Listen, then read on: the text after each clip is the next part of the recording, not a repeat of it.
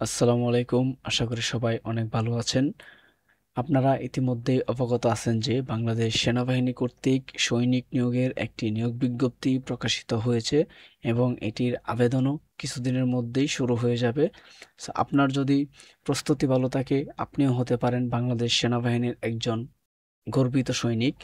আপনি যেন বাংলাদেশ সেনাবাহিনীর সৈনিক পদে লিখিত পরীক্ষায় ভালো ফলাফল করতে পারেন, এই জন্য আমরা নিয়ে এসেছি কিছু গুরুত্বপূর্ণ প্রশ্নাবলী এবং আমাদের এই প্রশ্নাবলীগুলো কয়েকটি পর্বে ধারাবাহিকভাবে থাকবে। আজকে হচ্ছে পর্ব নাম্বার 1 এবং বাকি পর্বগুলো ধারাবাহিকভাবে কন্টিনিউ করা হবে।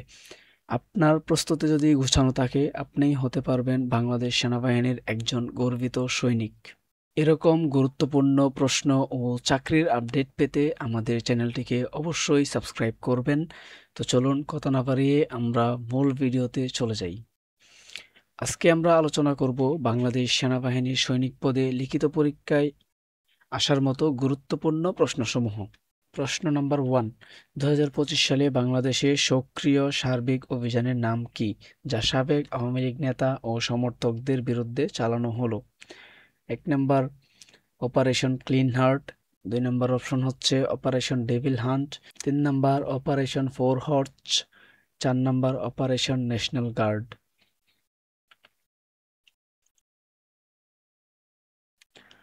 এটার উত্তর হচ্ছে অপারেশন ডেভিল হান্ট। তো আমরা নেক্সট প্রশ্নে যাই। প্রশ্ন 2, অপারেশন ডেভিল হান্ট কখন শুরু করা হয়েছিল? জানুয়ারি 2025, ফেব্রুয়ারি 2025, মার্চ 2025, এপ্রিল 2025। এটার উত্তর হলো ফেব্রুয়ারি 2025। তো আমরা নেক্সট কোয়েশ্চেন দেখি। 3 নম্বর কোয়েশ্চেন হলো অপারেশন ডেভিল হান্ট মূলত কার প্রতি পরিচালিত হলো? মাদক চোরাচালানকারী, পরিবেশ দূষণকারী শিল্পপতি, সাবেক আওয়ামী লীগ সমর্থক ও নেতৃবৃন্দ, চোরামুক্ত চাপামুক্ত অর্থব্যবস্থা। তো এটার উত্তর সাবেক আওয়ামী লীগ সমর্থক ও নেতৃবৃন্দ। প্রশ্ন নাম্বার 4, 2025 সালে কক্সবাজারে কোন সড়ক ভিত্তিক সামরিক স্থাপনায় হামলা ঘটেছে? বিমান বাহিনীর ঘাঁটি, নৌবাহিনীর ঘাঁটি, স্থলবাহিনীর ঘাঁটি, মিসাইল বেস। এটার উত্তর যারা জানেন অবশ্যই কমেন্ট করবেন। এটার উত্তর হলো বাংলাদেশ বিমান বাহিনীর ঘাঁটিতে। প্রশ্ন নাম্বার 5, কক্সবাজারে বিমান বাহিনীর ঘাঁটিতে হামলা হয় কোন তারিখে? 12 জানুয়ারি 2025, 5 মার্চ 2025, 24 ফেব্রুয়ারি 2025, 30 এপ্রিল 2025। এটার উত্তর হলো 24 ফেব্রুয়ারি 2025। প্রশ্ন নাম্বার 6, কক্সবাজারে বিমান ঘাঁটিতে হামলা হয়, উক্ত হামলায় একজন স্থানীয় বণিক মারা যায়, তার নাম কি? আব্দুল করিম, শিবাব কবির, মাহমুদ হাসান, মাজহারুল ইসলাম। এটার উত্তর হচ্ছে শিবাব কবির। প্রশ্ন নাম্বার 7, 2025 সালে ধানমন্ডি 32 নামে কোন উল্লেখযোগ্য ঘটনাটি ঘটেছে? নতুন স্মারক স্থাপন করা হয়, বাড়িটি পুনর্নির্মাণ করা হয়, সেই বাড়িটি ধ্বংস করা হয়, এটি সরকারি অফিসে রূপান্তর করা হয়। এটার উত্তর কি হবে?